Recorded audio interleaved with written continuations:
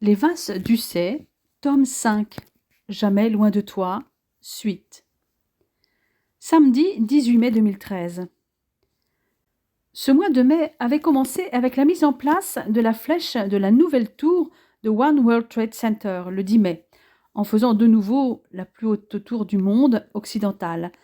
Ce nouveau WTC serait vraisemblablement inauguré en fin d'année. Mais ce qui avait réjoui le clan des Vases était la loi votée le 17 mai, la loi sur le mariage pour tous.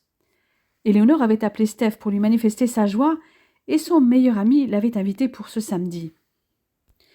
Il était 19h30 quand François et Éléonore sonnèrent à la porte de leur ancien appartement, désormais occupé par Steph et Dominique.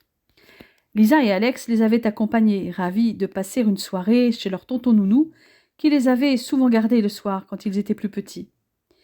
Louis et Claudia étaient là aussi, ainsi que Sandra.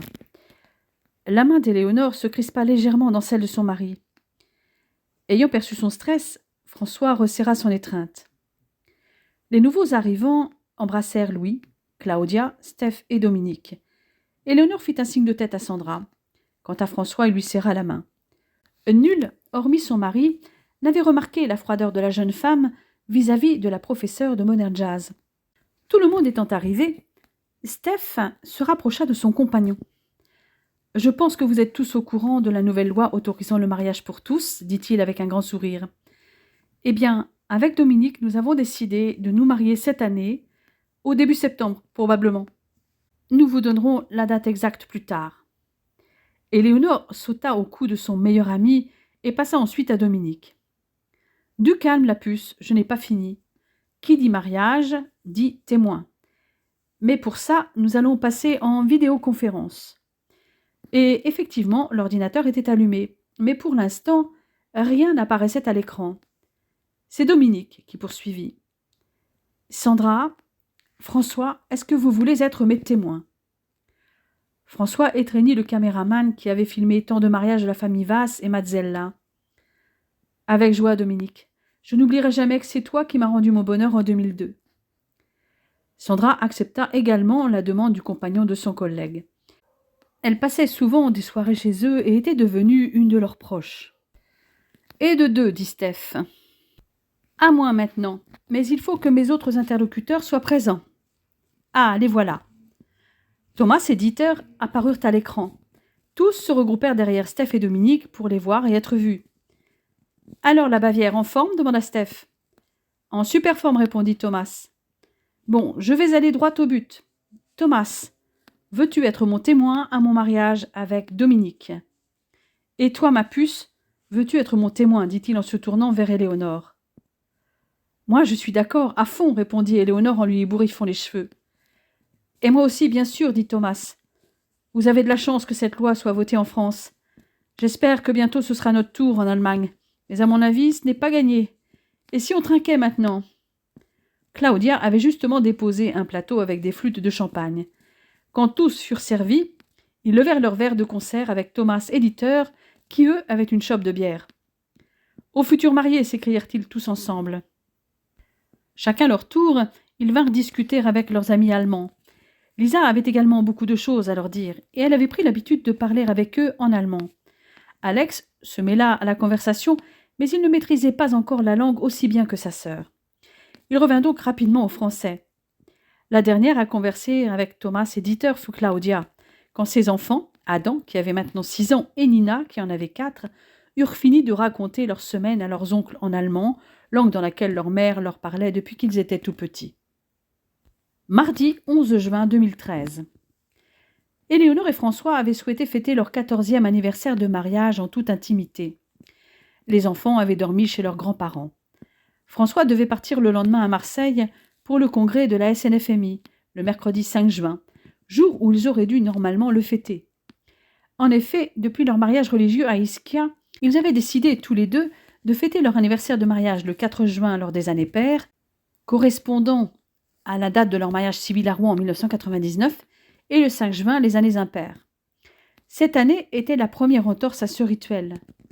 Aussi, ils avaient réservé une chambre proche de l'aéroport pour être au plus près et être ensemble jusqu'au dernier moment.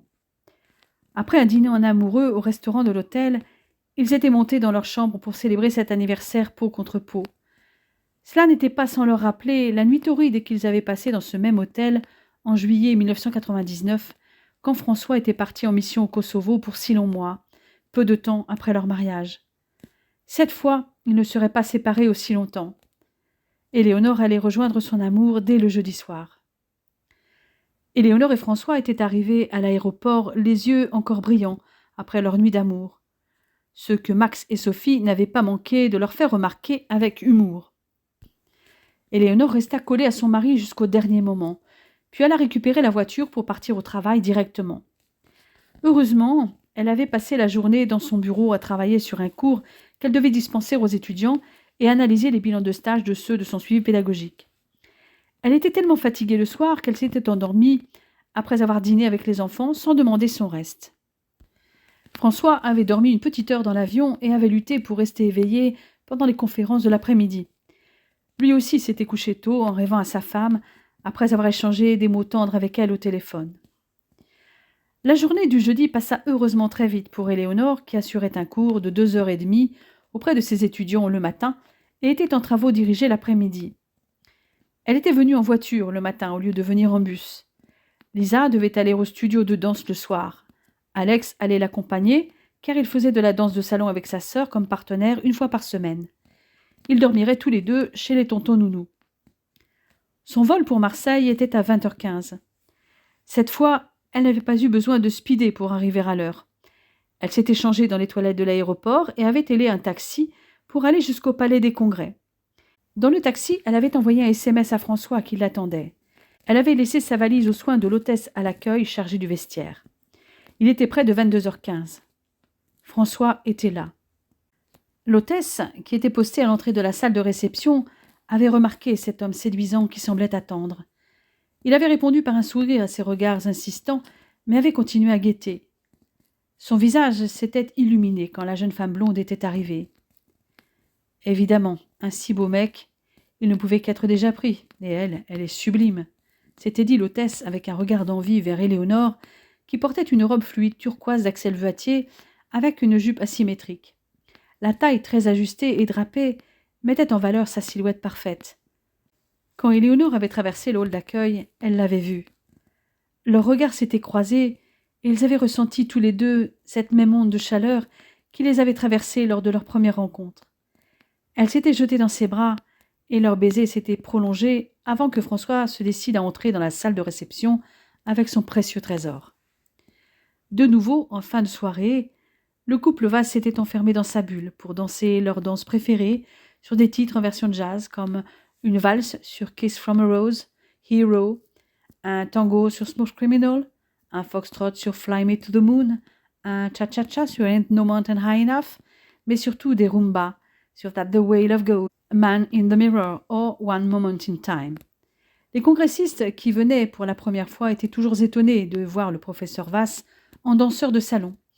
Les autres y étaient habitués, tout comme ils étaient habitués à le voir s'éclipser discrètement avec sa femme étroitement enlacée.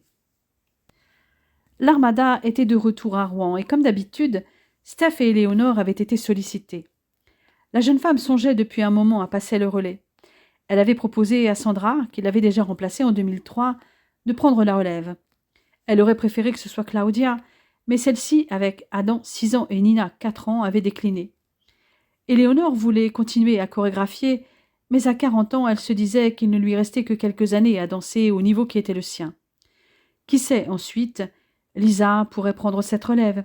Elle s'était attachée à ces 2 soirées de démonstration au moment de l'Armada. Ils avaient donc travaillé à 3. Éléonore avait chorégraphié la plupart des danses et elle avait soumis les projets à François. Elle avait gardé le souvenir de sa réaction pour la chorégraphie sur Gasolina en 2008. Elle ne voulait pas revivre cette souffrance lorsqu'elle avait eu l'impression d'être rejetée par lui. Il avait eu beau lui dire qu'elle n'avait pas besoin de lui faire valider ses chorégraphies. Elle avait insisté. Et il s'était rappelé combien elle avait été blessée lors de la précédente Armada. Steph et Claudia lui avaient ouvert les yeux sur ce que pouvait avoir ressenti la femme qu'il aimait face à sa réaction un peu excessive. Et heureusement, ils avaient su se parler pour ne pas souffrir chacun de leur côté. Il y avait eu ensuite les répétitions, le choix des tenues et l'organisation des passages. Le 6 juin, les premiers bateaux étaient arrivés. L'armada commençait officiellement le 8. Les démonstrations des 3 danseurs au Tropicana étaient prévues les jours où les marins n'avaient pas de manifestations officielles, comme leur défilé dans les rues de Rouen, qui était prévu uniquement rive droite pour cette édition de l'Armada. Et pour cause, un accident ayant endommagé gravement le pont Mathilde, celui-ci était fermé à la circulation pour de longs mois, et les véhicules devaient passer par les autres ponts. Près de 40 voiliers et 10 navires de guerre étaient amarrés sur les quais de Rouen. Bien sûr, les fidèles étaient là, comme le Quotemoc, le Darmodiesi, le Mir, le Standard, le Belém et bien d'autres. Le trio avait fait sa première démonstration le mardi 11. Il y avait eu beaucoup de monde. François n'avait pas pu venir à cause d'une réunion. Elle était rentrée avant lui. Elle s'était donc couchée et s'était mise au lit avec un bouquin, mais elle n'était pas arrivée à se concentrer sur sa lecture. Elle était inquiète. Ce n'était pas dans ses habitudes de rentrer si tard sans la prévenir. Que se passait-il? Et s'il avait eu un accident? L'angoisse commença à monter inexorablement. Les larmes se mirent à couler. Peut-être avait-il laissé un message. Elle se rendit dans la cuisine vérifier s'il avait laissé un mot sur le réfrigérateur comme ils le faisaient souvent tous les deux. Elle attrapa son téléphone, vérifia les derniers appels, les messages, les mails. Rien. Elle essaya d'appeler, mais tomba sur son répondeur. Les larmes coulaient toutes seules. Elle laissa un message angoissé. Puis elle se recroquevilla sur le canapé, désemparée. C'est ainsi que François la trouva quand il rentra à 1 heure du matin. Elle ne l'entendit même pas. Elle était prostrée dans son chagrin. Il se précipita vers elle. « Mon amour, que se passe-t-il » Pour toute réponse, elle se jeta dans ses bras, le serra convulsivement. « Oh, François, tu es là.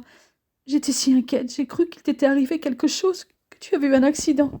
J'ai essayé de t'appeler, j'ai laissé un message. » « Mais chérie, je t'avais laissé un post-it sur le frigo pour t'informer que je rentrerai vers 1 heure du matin. »« Non, il n'y avait pas de post-it.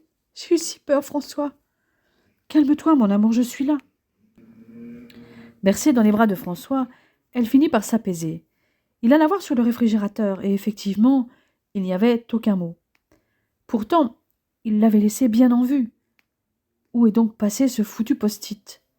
Il finit par le retrouver. Il était tombé et avait glissé sous l'îlot central de la cuisine. Il voulait pouvoir prouver à Éléonore qu'il n'avait pas oublié de la prévenir, qu'elle comptait plus que tout pour lui. « Regarde, il avait glissé sous l'îlot central, dit-il en lui montrant le post-it. Je comprends que tu te sois inquiétée, tu ne pouvais pas le voir. Et mon appel, mon message? J'avais mis mon téléphone en mode avion pendant la réunion. Et d'ailleurs, il y est toujours. J'étais tellement pressée de rentrer que je n'ai même pas pensé à le remettre en mode normal. Je suis désolée. »« Ce qui m'importe, c'est que tu sois là, répondit-elle en se blottissant contre lui. Je t'aime tellement, j'ai eu si peur. » Il la prit dans ses bras pour la porter sur le lit, avant de se déshabiller et la rejoindre pour la couvrir de caresses. Jeudi 13 juin 2013. C'était le soir de leur 2e démonstration, et cette fois, François était venu. Louis et Claudia étaient également là, ainsi que Dominique. La salle était comble. Le bouche à oreille entre marins d'une armada à l'autre avait assis la réputation des danseurs. Il y avait de nombreux Mexicains, Brésiliens, Portugais, Russes et Polonais, et aussi pas mal de Néerlandais et de Scandinaves. Le show démarrait avec du street jazz, en trio, sur Treasure de Bruno Mars. Ils portaient tous les 3 des pantalons larges, mais les 2 filles étaient en crop top pendant que Steph portait un t-shirt. Ils gardaient cette tenue pour le titre suivant, qui était du hip-hop sur Get Lucky des Daft Punk. Ce genre de musique plaisait beaucoup aux plus jeunes, qui pouvaient danser en même temps qu'eux. La danse suivante était un solo de Sandra sur la chorégraphie qu'Éléonore avait créée pour Lisa sur I Follow Rivers. Pendant que l'animateur annonçait sa prestation, la danseuse avait eu le temps d'enlever son pantalon pour y apparaître avec une courte jupe de la même couleur que son crop top. Sa prestation fut très applaudie. Pendant ce temps, Éléonore et Steph avaient eu le temps de se changer. Steph portait un pantalon et une chemise noire et Éléonore portait la robe bleu indigo lamée asymétrique avec une seule manche très ajustée et avec une jupe drapée Axel Voitier que François lui avait déjà vu porter lors d'une soirée. Les 2 danseurs firent alors une démonstration de rumba magistrale sur Skyfall d'Adèle, avec des portées et des figures audacieuses et acrobatiques. Mais surtout, les danseurs interprétaient la chanson. Le public leur était acquis. Steph changea de partenaire pour une valse sur Si de Zaz avec Sandra en robe longue. La danse permettait à Éléonore d'enfiler la tenue prévue pour sa prochaine danse. Quand elle apparut, la température monta d'un cran. En soutien-gorge et mini-jupe pailletées et frangées, elle était sexy en diable, et la plupart des marins savaient que la danse suivante serait une danse latine. Et il s'agissait en effet d'un cha-cha-cha sur Blurred Lines, dansé avec beaucoup d'humour, quelques portées et surtout le déhanché d'Éléonore, qui finissait la chorégraphie de la tête en bas sur le dernier porté. Après cette danse, Steph déboutonna sa chemise, et en entendant la musique de I Say Uti Pego, les Brésiliens firent monter encore la température. « Samba, samba » criait-il. La chorégraphie finissait encore par un porté, le seul, car c'était surtout les déhanchés et les figures de la samba qui dominaient. Les marins des autres nationalités étaient tout aussi enthousiastes. Et sur la seconde samba, sur Ballada de Gustavo Lima, les deux danseurs avaient préparé toute une mise en scène, et la chorégraphie sur cette musique rapide mit littéralement le feu à la salle. Steph changea de nouveau de partenaire pour une salsa sur Danza Kuduro avec Sandra, qui portait le même type de tenue qu'Éléonore. Leur prestation fut très applaudie, mais la température était un peu redescendue. Le public était en attente de la suite. Éléonore fut déjà applaudie quand elle arriva sur scène, en robe juste au corps violette, en partie transparente. La chorégraphie était une danse contemporaine, sur Stay de Rihanna, où les deux danseurs interprétaient un couple qui se disputait.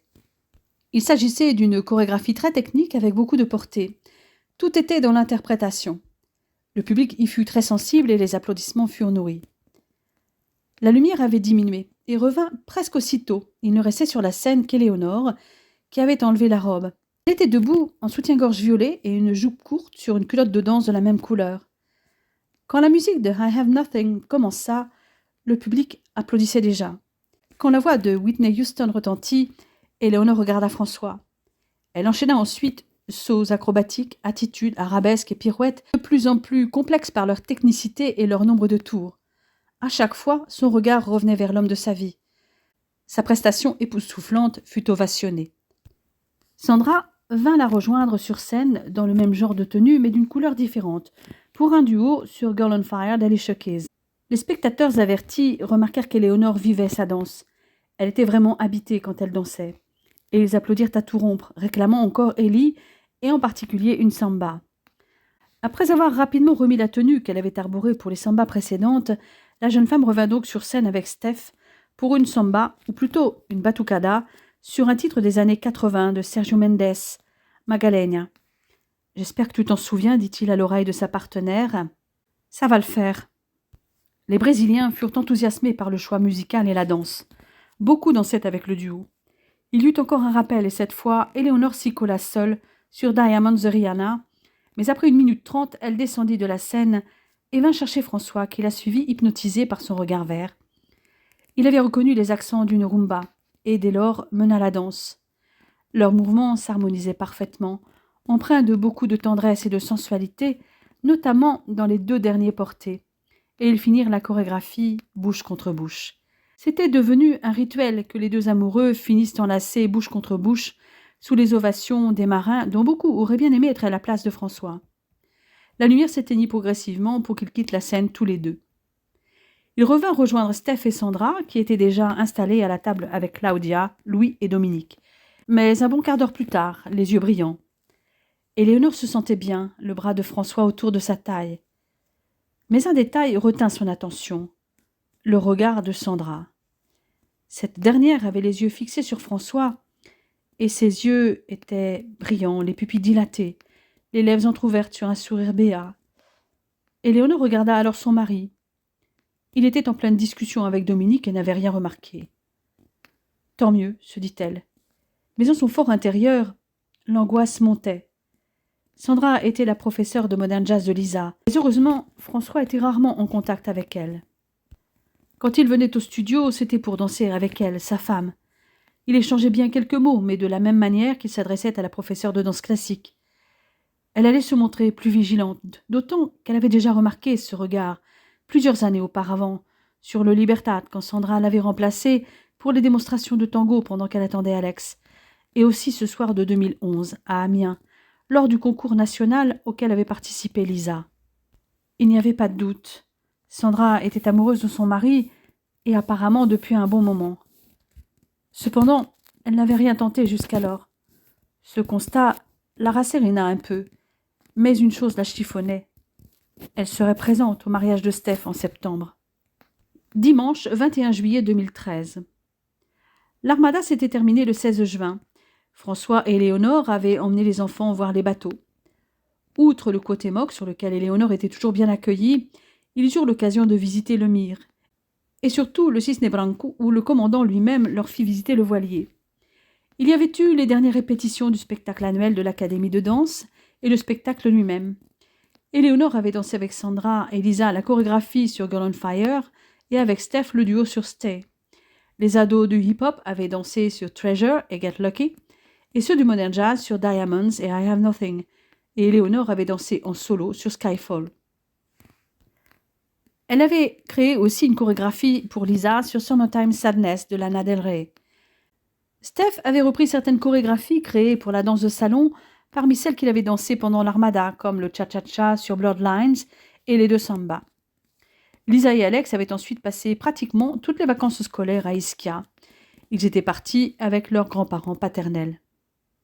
Le 21 juillet, François et Éléonore avaient assisté au mariage de Tina et d'Erwin lors de la cérémonie bouddhiste organisée dans la soirée dans leur villa sur les bords du lac de Zurich, décorée pour l'occasion de roses et d'orchidées. Ils s'étaient mariés quelques jours auparavant à la mairie de Küsnacht. Lors de cette soirée, les quelques 120 invités étaient en blanc à la demande du couple. Ils y avaient croisé Eros Ramazzotti, David Bowie, Sade et Giorgio Armani. La police de Zurich, à la demande des autorités et non à celle de Tina, avait bouclé une partie du lac et dressé une toile rouge le long du jardin, le bordant. Éléonore portait une robe haute couture créée par Axel Voitier et que le couturier lui avait prêtée pour l'occasion. La jeune femme était splendide et François avait été béat d'admiration comme elle l'avait été devant son élégant costume italien blanc. Ils avaient passé quelques heures à discuter avec des personnes connues ou non. Heureusement, il y avait aussi quelqu'un qu'ils connaissaient bien, Wilson. Tina avait présenté Éléonore et François à Giorgio Armani, qui était un ami proche. Celui-ci avait été particulièrement intrigué par la robe d'Éléonore. Axel Voitier et Louis avaient habillé tous deux Lady Gaga, mais il avait reconnu que la création que portait Éléonore était superbe. Le couturier italien s'était intéressé tout autant au parcours de la jeune femme qu'à son mari célèbre dans son domaine. François avait ainsi appris qu'Armani avait commencé des études de médecine dans sa jeunesse, qu'il avait abandonnées pour la photographie. Il connaissait d'ailleurs bien Alan Wilson. Le couple s'éclipsa assez tôt dans la soirée. Ils étaient venus pour Tina et Erwin, mais pas pour rencontrer des stars. Puisqu'ils étaient en Suisse, ils avaient ensuite fait route vers le lac Majeur, pour leur semaine de vacances en amoureux. Ils avaient découvert un paysage insoupçonné, un vrai petit coin de paradis, commençant par visiter les îles Borromée. La première avait été l'île d'Isola Madre et son superbe jardin, avec de nombreuses espèces d'arbres et de fleurs, ses pans vivant en totale liberté dans tout le parc. Isola Madre abritait aussi un palais dont l'extérieur leur avait semblé un peu délabré. Finalement, l'intérieur était incroyable, avec des dizaines de pièces richement décorées, des tableaux sur les murs et surtout beaucoup de marionnettes et de petites scènes de théâtre. Ils avaient ensuite pris la direction d'Isola Superiore, une île authentique et préservée, où les pêcheurs continuaient de vivre de leur métier, mais aussi de la restauration. Ils avaient demandé conseil sur les restaurants du coin au capitaine du ferry avant de descendre sur le quai, afin d'éviter les pièges à touristes. Mais ils avaient commencé la visite de l'île par une balade dans ces petites ruelles en pavé. Le jour suivant, ils avaient filé vers la troisième et dernière île, l'Isola Bella, sans doute la plus belle des trois, et abritant un superbe palais, une grotte souterraine et un très beau parc. Pendant ce séjour à deux, ils avaient aussi fait un détour par un lac tout aussi charmant, celui d'Orta. Cette escapade, le temps d'une belle journée, leur avait permis de découvrir des paysages magnifiques, des montagnes aux neiges éternelles ou bordées de pins centenaires et un lac sublime pour finaliser la vue. François avait demandé au GPS de les conduire au lac d'Orta, mais ils s'étaient retrouvés dans un petit village peu connu, Petenasco. Ce n'était pas leur destination, mais ils n'avaient pas été déçus du paysage. Un lac coincé entre des collines de pins, les montagnes enneigées au loin, bref, un paysage de rêve. Puis ils avaient fait route vers le Sacromonte, une colline comme il en existait beaucoup dans la région, mais qui abritait 20 magnifiques chapelles, racontant la vie de saint François d'Assise. Ils avaient adoré cette découverte. Chaque lieu abritait une scène grandiose, faite avec des dizaines de sculptures de terre cuite. La plus grande scène se trouvait dans la dernière chapelle, illustrant la canonisation de saint François. Plus de 50 statues de terre cuite et une magnifique peinture au plafond finalisaient cette histoire géante du saint. Ils avaient terminé leur promenade dans la charmante et très sympathique petite ville d'Horta par un dîner devant le lac. La cuisine du restaurant n'était pas forcément exceptionnelle, mais la vue et le cadre valaient vraiment le détour. Ils avaient rejoint leurs enfants au mois d'août, après cette semaine passée en amoureux. Ils profitèrent d'Ischia pendant une dizaine de jours et étaient tous repartis ensemble pour une semaine en famille en Bavière. Samedi 7 septembre 2013. Ce samedi allait être un événement pour le clan Vass. Depuis des années, Steph et Dominique vivaient ensemble et ils allaient enfin pouvoir se marier légalement. Ils allaient être l'un des premiers couples gays à se marier à Rouen. Le premier couple homosexuel, 2 femmes, s'était marié le mercredi 3 juillet 2013. Un mariage que le maire de Rouen avait célébré dans la discrétion, car des opposants à la loi continuaient de manifester ponctuellement dans certaines villes de France. Mais Rouen, proportionnellement à son nombre d'habitants, était en passe de figurer avec Paris et Villejuif parmi les villes qui avaient célébré le plus de mariages gays depuis la promulgation de la loi. Malgré le risque encore présent de manifestations anti-mariage gay, Steph et Dominique avaient choisi de célébrer leur union comme ils avaient eu l'habitude de le faire pour les mariages du clan Vass. Alan Wilson, qui avait souvent dormi chez Steph et Dominique, était présent et allait photographier l'événement. Laurent allait filmer. Louis et Sean allaient se relayer pour la musique. Axel Voitier était invité au mariage. Il avait tenu à ce qu'Éléonore porte une de ses robes haute couture pour l'occasion, créée spécialement pour elle. C'était une robe fluide en jersey satin avec un bustier corseté et de larges bretelles en dentelle brodée, laissant ses épaules ainsi qu'une partie de son dos dénudée et fendue très haut, qu'Éléonore avait voulu émeraude assortie à ses bijoux fétiches. Avec cette robe, elle arborait des sandales argentées à bout vert avec une bride cheville décorée de cristaux, avec le sac de cocktail assorti. Ses cheveux étaient coiffés avec un chignon de danseuse très strict. La présence du couturier pouvait servir la cause gay, mais aussi celle d'Axel Voitier lui-même, surtout avec une femme sublime qui portait une de ses créations, une création unique. François avait été ébloui lorsqu'il avait vu apparaître Éléonore. Il n'avait rien dit, mais ses yeux avaient parlé pour lui. Il s'était contenté de lui dire « Je t'aime ». Quoi qu'il en soit, Éléonore et François étaient parfaitement assortis comme à leur habitude. Habitués désormais aux soirées mondaines sans pour autant en être des adeptes, ils étaient à l'aise en toutes circonstances. Éléonore avait été ravie de faire la connaissance de la mère de Dominique et de revoir Anne, la sœur de Steph, qui habitait depuis plusieurs années en Angleterre. Leurs parents étaient décédés depuis quelques années. Quand les mariés étaient arrivés, Éléonore avait pris le bras de Thomas, puisqu'ils étaient tous deux les témoins de Steph, laissant avec un peu d'anxiété Sandra au bras de François, témoin de Dominique. Steph était entrée dans l'hôtel de ville au bras de sa sœur et Dominique au bras de sa mère. Les mariés et leur suite entrèrent dans l'hôtel de ville sur If Only You Knew de Patti LaBelle. Les mariés étaient très émus. Ils étaient très entourés. Le plus ému était sans doute Dominique, qui n'avait eu comme famille que sa mère et qui s'était retrouvée, en vivant avec Steph, entourée par tout un clan. Le bonheur de sa mère faisait aussi plaisir à voir.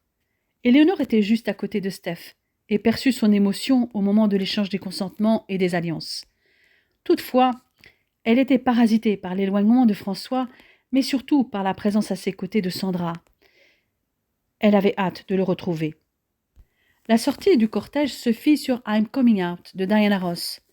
Les mariés se retrouvèrent sur la place de l'hôtel de ville, entourés de leurs invités, mais aussi d'un bon nombre des élèves de l'école de danse.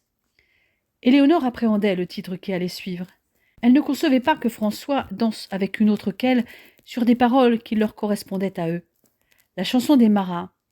Il s'agissait de Love is Love de Culture Club, sur laquelle les témoins et les élèves allaient danser une rumba. Éléonore dansait avec Thomas, pendant que François dansait avec Sandra, et au milieu, Steph et Dominique dansaient en individuel. François regarda dans la direction d'Éléonore. Leurs regards se croisèrent un instant. Il perçut cette lueur de tristesse qu'il avait déjà vue. Mais il y avait autre chose. Le regard dévia vers Sandra et resta fixé sur elle. Puis Éléonore se retrouvait à danser avec Steph et Dominique, et enfin François. Sandra avait suivi le chemin inverse. Les élèves dansaient autour des mariés et des témoins. Lisa et Alex, habitués à danser ensemble, s'étaient intégrés aux élèves. Quand elle arriva dans les bras de François, Éléonore respira mieux, mais elle avait les larmes aux yeux. Ceux qui l'avaient remarqué ne se doutèrent pas de la vraie raison de ses larmes. Seul François eut un doute. Elle le serra convulsivement à un moment comme si elle avait peur. Heureusement, pour la danse suivante, les trois filles, Éléonore, Claudia et Sandra, entouraient les mariés pour danser sur Kiss. Lisa et Estelle avaient voulu monter en voiture avec les Lombardi, et Alex avec Max et Sarah. Éléonore et François se retrouvèrent donc seuls dans leur voiture. François enlaça sa femme et d'une main lui releva le menton et plongea son regard dans le sien. « Que t'est-il arrivé tout à l'heure? Pourquoi ces larmes? Tu semblais avoir peur, mais de quoi? Sur cette chanson, je n'ai pas supporté que tu danses avec... » Les sanglots l'empêchèrent de terminer sa phrase. Elle avait l'impression d'étouffer. « Avec Sandra, c'est ça? Mais nous avons dansé à peine 1 minute, et il n'y a rien avec Sandra, s'écria François. Je le sais. Toi, tu ne ressens peut-être rien pour elle. Mais ce n'est pas la même chose pour Sandra. Sandra? Mais non. Ses regards ne trompent pas. Il y a longtemps que je l'ai remarqué. Je pensais que ça allait lui passer, mais ses regards éperdus d'amour sur toi, je ne peux plus les supporter. Ça dure depuis plus de 10 ans, François. Vraisemblablement depuis que tu t'es entraîné avec elle pour notre mariage à Ischia, sans doute. Moi, je m'en suis aperçue en 2003 sur le Libertad, quand elle m'a remplacée pour les démonstrations de tango, et à Amiens. Ça a recommencé lorsque tu es venu nous voir danser au Tropicana, lorsque nous nous sommes tous retrouvés attablés pour boire un verre. Elle te dévorait des yeux, les yeux brillants, les pupilles dilatées, les lèvres entr'ouvertes, tout ce qui caractérise le désir. Cet amour est apparemment platonique, mais tu as peur qu'elle veuille passer à l'acte. S'il avait dû le faire, elle n'aurait pas attendu tout ce temps. Peut-être parce que tu ne la remarquais pas. J'aurais voulu être plus forte. Cela fait 10 ans que je me tais, et là je craque bêtement. Au moins, tant que tu ne savais pas, elle était transparente à tes yeux. Maintenant, elle ne l'est plus. Mais elle ne m'intéresse pas plus maintenant qu'avant. Elle est belle, plus jeune que moi. Mais c'est toi que j'aime. Toi et toi seul. Je ne désire que toi. D'ailleurs, tu es bien plus belle. Il la prit dans ses bras et glissa sa langue entre ses lèvres. Il explora sa bouche et ses mains caressèrent son visage, puis son cou, ses épaules. Il s'interrompit pour la regarder avec tant d'amour et de tendresse qu'elle sentit les larmes monter de nouveau. Il l'embrassa de nouveau et ses caresses devinrent plus précises. Leur désir s'intensifia au point qu'ils ne purent résister ni l'un ni l'autre. Heureusement, leur véhicule était dans un coin obscur et les vitres teintées ne permettaient pas de voir ce qui se passait à l'intérieur. François allait démarrer la voiture quand son téléphone sonna. « Oui, Max? Qu'est-ce que vous faites, Lapinou? Vous êtes où exactement? Tout le monde est parti. » « Nous avons eu un problème urgent à régler. Ne t'inquiète pas, nous allons vous rattraper. »« Un problème urgent? Je les connais, vos urgences. Bon, dépêchez-vous. Alors raccroche, parce que là, tu nous retardes. À plus, Max. » Il regarda Éléonore avec un sourire, puis se pencha vers elle pour l'embrasser dans le cou et passa une main dans le décolleté de la robe. Mais il s'interrompit après quelques secondes et respira profondément pour calmer son ardeur. « Mon amour, je ne te l'ai pas encore dit, mais tu es sublime dans cette robe. Je dois me retenir pour pas te sauter dessus encore une fois. Tu vas faire une pub d'enfer à Voitier, dit-il en démarrant la voiture. Et si un jour nous sommes dans la dèche, nous pourrons toujours la revendre, puisque cette création unique m'appartient. Cadeau, m'a-t-il dit. J'ai presque honte de porter une robe, des chaussures et un sac qui valent 1 an de salaire d'un smicard. Tu blagues, là? Pas du tout. Rien que les chaussures représentent déjà 1 mois de salaire. Et je ne compte pas le prix des bijoux que je porte. Avec tout ça, je pourrais acheter 3 Ford Fiesta. Rien que ça. Ceci dit, tu es beaucoup mieux carrossé que la Fiesta. Je n'ai pas intérêt à te perdre alors. Tu as pris de la valeur d'un seul coup, mon amour, dit-il en riant. mais je te préfère toujours toute nue. Eh bien, passons nos prochaines vacances dans un camp naturiste, si tu veux. Objection, votre honneur. J'aime te voir nue, mais pas que les autres en profitent. Alors, tous les deux, nus sur une île déserte? Ça me conviendrait beaucoup mieux. Ils avaient fini par rattraper les derniers du cortège. La réception avait lieu aux environs des Andelys dans une ancienne commanderie des Templiers, en pleine campagne, où les invités pouvaient dormir sur place.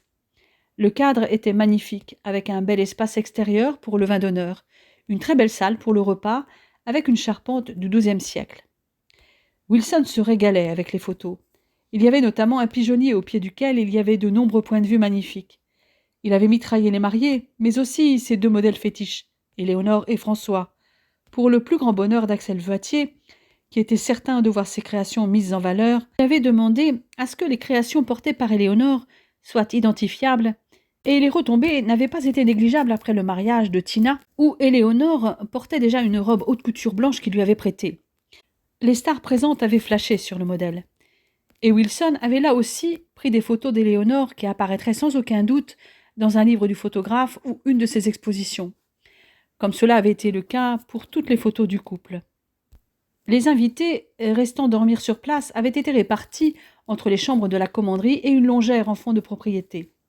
Les enfants entre 9 et 16 ans avaient été répartis en une chambre de 4 filles et une de 4 garçons à l'étage de la longère au rez-de-chaussée de laquelle dormiraient 3 des frères Vasse et Sean avec leurs compagnes ainsi que les enfants de moins de 9 ans dans 4 chambres pour 3 personnes.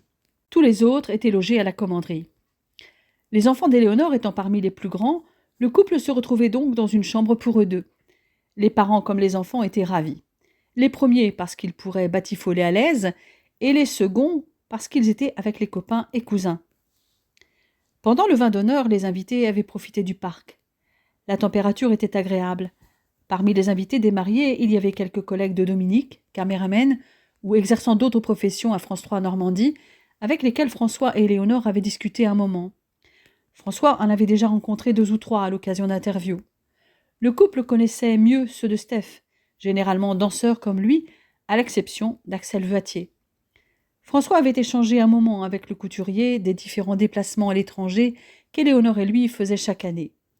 Le créateur avait évoqué les retombées positives à chaque fois qu'Éléonore portait une de ses créations en congrès ou des réceptions officielles. Les 2 parties gagnaient d'après lui. Il avait d'ailleurs noté la grande beauté de Lisa, danseuse comme sa mère et apparemment très prometteuse. La jeune Lisa avait été remarquée aussi par quelqu'un d'autre, un adolescent qui ne la lâchait pas des yeux depuis le début de l'après-midi. D'ailleurs, comment ne pas la remarquer? Elle mesurait déjà 1,65 m à 12 ans et demi, avait un corps de danseuse, un port de reine, de longs cheveux blonds comme sa mère et de magnifiques yeux bleu turquoise. Elle était le portrait craché d'Éléonore, et guidée dans son choix vestimentaire par sa mère, elle portait une robe d'un bleu pastel avec un haut drapé qui la mettait en valeur. L'adolescent s'était joint au trio inséparable formé par Lisa et Estelle, toutes deux du même âge, et Lucrezia, 16 ans. Ce garçon était Enzo, le neveu de Gabriella, 14 ans. Éléonore, amusée, avait d'ailleurs repéré le manège du jeune Italien et l'avait fait remarquer à François, mais aussi à Valentina et Fabio, les parents d'Enzo. Pour l'instant, Lisa n'avait pas montré un intérêt particulier pour l'adolescent. Ils se connaissaient depuis longtemps, et lors des vacances d'hiver en 2012, le garçon n'avait pas porté d'attention particulière à Lisa. En 1 an et demi, tous deux avaient changé. Vers 19 heures, les personnes invitées uniquement au vin d'honneur étaient toutes parties. C'était aussi le cas d'Axel Voitier, qui, bien qu'invité, n'avait pu rester le soir car il avait un engagement à Paris. Le repas se déroula dans une ambiance bon enfant. Chacun se plaça comme il voulait. Seule la table des mariés avait des places imposées. Toutefois, les couples n'avaient pas été séparés. Donc, Éléonore et François étaient l'un à côté de l'autre, tout comme Thomas éditeur. Sandra s'était donc retrouvée assise entre Dominique et Thomas, mais aussi face à François. À cette table se trouvait aussi la sœur de Steph et la mère de Dominique. Puis vint le moment tant attendu de la musique. Les mariés ne voulaient pas faire une ouverture traditionnelle en dansant tous les deux, d'autant que Dominique n'était pas un danseur né. Cette ouverture allait être dansée à 3, les mariés et Éléonore. La chanson surprit, car ils avaient choisi de danser un flamenco sur Bella de maître Gims. Ils avaient beaucoup répété, et finalement Dominique s'en était bien tiré. La soirée danse était lancée. Éléonore était revenue s'asseoir. À côté d'elle, François discutait avec la mère de Dominique et la sœur de Steph. Tous les autres étaient sur la piste. Elle posa la tête sur son épaule. Il lui prit la main sous la table et déposa un baiser sur sa tempe qui la fit frissonner. Au bout de quelques minutes, elle s'éclipsa pour aller se changer. François la suivit du regard et mit fin à sa conversation pour la rejoindre discrètement, mais pas assez, car Max et Louis avaient repéré son départ et se firent un clin d'œil entendu. Lorsque François entra dans la chambre, Éléonore venait d'enlever ses bijoux et la robe haute couture. Elle ne portait que son string et avait encore les sandales aux pieds. Et s'apprêtait à revêtir une robe courte d'un violet électrique. Elle sentit sa présence et se retourna pour l'embrasser. « Tu croyais que j'allais te laisser t'échapper seule, dit-il. « Bien sûr que non, chérie. J'espérais bien que tu viennes me rejoindre. Je ne raterai une occasion de te voir nue pour rien au monde. Je ne me lasse pas de te regarder. Et de te toucher, ajouta-t-il en l'étreignant et en laissant ses mains suivre les courbes du corps de sa femme. Des ondes fulgurantes traversèrent tout son corps, et François la fit reculer jusqu'au lit, sur lequel il la renversa doucement. Il avait envie de sentir sa peau contre la sienne, et n'avait d'abord enlevé que sa chemise, mais bientôt se débarrassa de tout le reste, délestant Éléonore du peu qu'elle portait encore par la même occasion. Ils firent l'amour longuement, et auraient bien prolongé leurs ébats, mais ils étaient les témoins, et tout le monde avait sûrement remarqué leur absence. Ils se levèrent à contre-cœur. François se rhabilla pendant qu'Éléonore enfilait la robe violette. Il la contempla subjugué. La robe drapée moulait son corps parfait et laissait son dos nu, le décolleté devant était profond. Elle enfila des chaussures de la même couleur que la robe, plus adaptée pour la danse, et à ses oreilles mit les boucles en améthyste que François lui avait offert pour leur 9e anniversaire de mariage. « Tu es sûre de vouloir y aller ?» demanda-t-il avec cette lueur de désir dans les yeux qu'elle connaissait bien. « Nous n'avons pas le choix. Ce ne serait pas correct pour Steph et Dominique. Et puis, tu ne m'as pas encore fait danser. Danser et sentir ton corps contre le mien ne va pas arranger ma situation.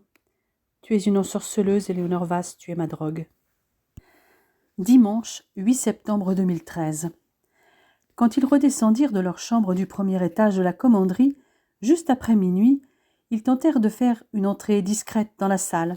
Peine perdue. Louis les attendait de pied ferme et annonça carrément leur retour au micro. « Nous avons enfin retrouvé les témoins manquants portés disparus depuis près d'1 heure. Fin de l'alerte, arrêtez les recherches. » Tout le monde éclata de rire, y compris Sandra, remarqua Éléonore. Cela la troubla un instant. Mais François l'entraînait déjà sur la piste de danse pour un cha-cha-cha sur I Wanna Dance with Somebody, suivi d'un autre sur la version de Fleetwood Mac de Dreams. Thomas vint inviter son ami pour une samba sur I Say Uti Pegu et Steph prit le relais pour une seconde samba sur Ballada pendant que François invitait Valentina puis Monica. Mais il revint vers Éléonore pour une salsa sur Freedom de George Michael. Le DJ remit Love is Love de Culture Club. Éléonore planta alors ses yeux dans ceux de François qui lui souriait, manifestement ravi.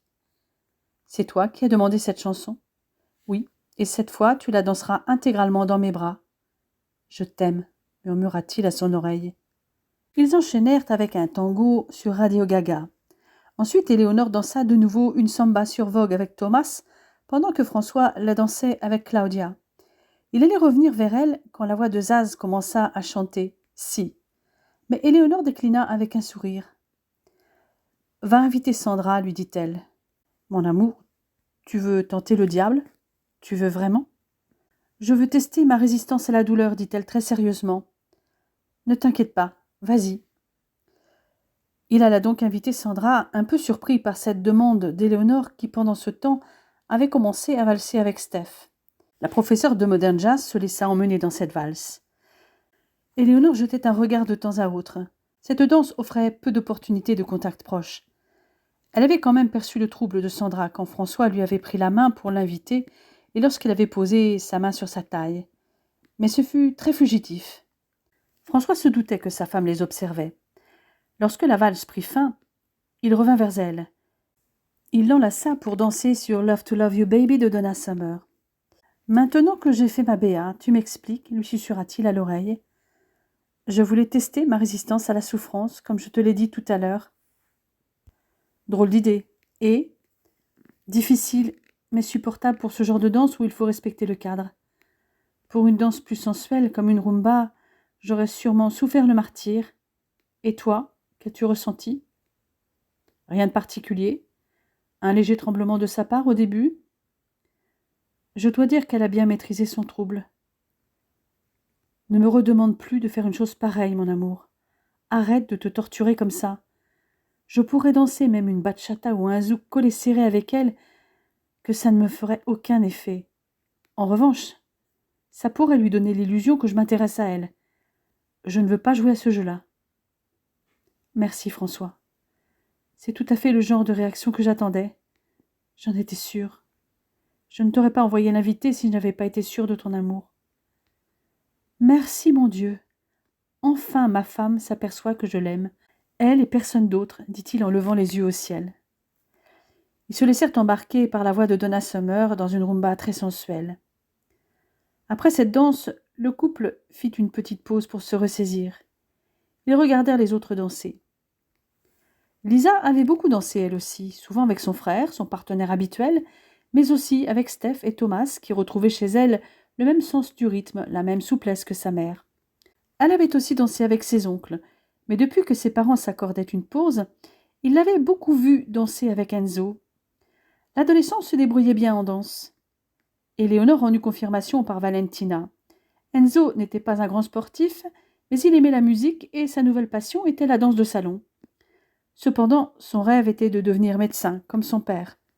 En tout cas, les deux ados semblaient bien s'entendre sur le parquet, mais pas seulement. Éléonore venait de s'absenter depuis à peine 5 minutes après avoir déposé un baiser sur les lèvres de François, quand le DJ de la soirée fit une annonce.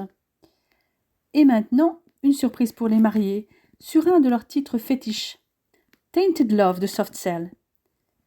Éléonore, Lisa, Claudia, Sandra et Monica firent leur entrée sur la piste de danse et se placèrent. Elles étaient toutes vêtues d'une brassière décolletée dans le dos et d'une culotte de danse échancrée. Deux danseuses se ressemblaient beaucoup, la plus jeune ayant encore le corps à peine formé d'une ado, mais qui promettait d'être aussi splendide que son modèle. En tout cas, deux paires d'yeux fixaient avec admiration l'une et l'autre.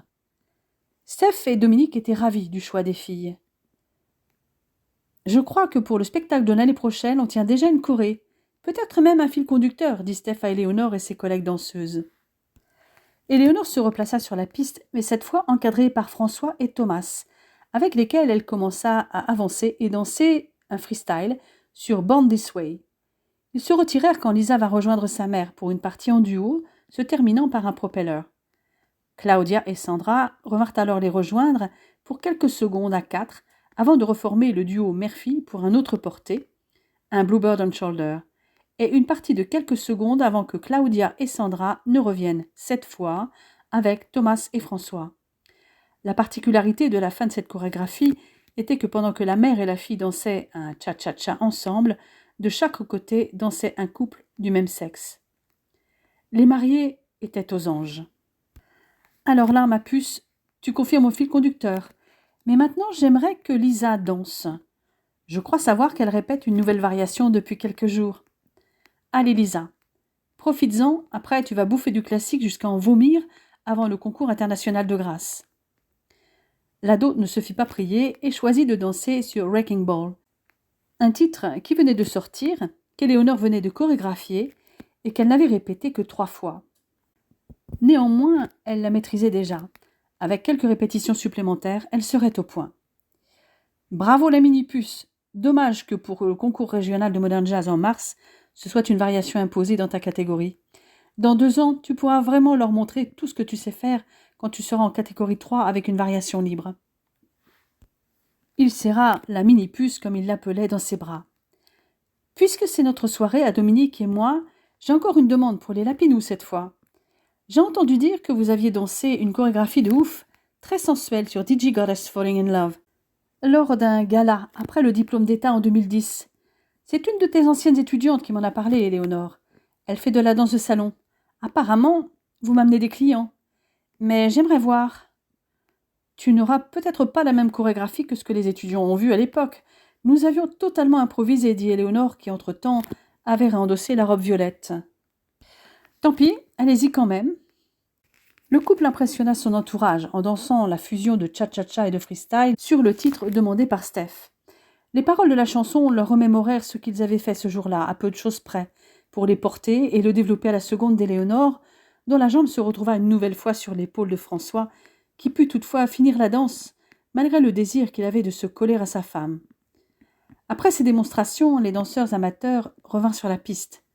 Vers 2 heures, David et Lindsay étaient partis se coucher et avaient récupéré Ayla, leur petite dernière, et Nina, qui dormait depuis un moment dans le lit de Max et Sarah.